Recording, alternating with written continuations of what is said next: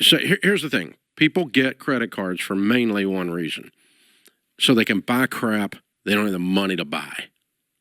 Right. And then they justify it going, well, I need to build my credit.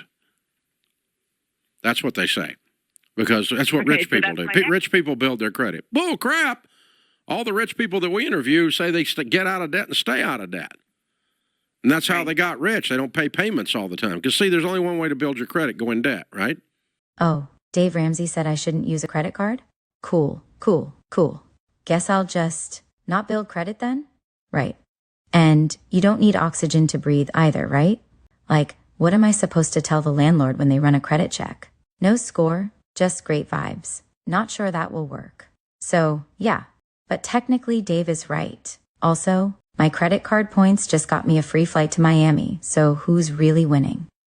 Moral of the story, Dave Ramsey is not paying your rent, so swipe responsibly.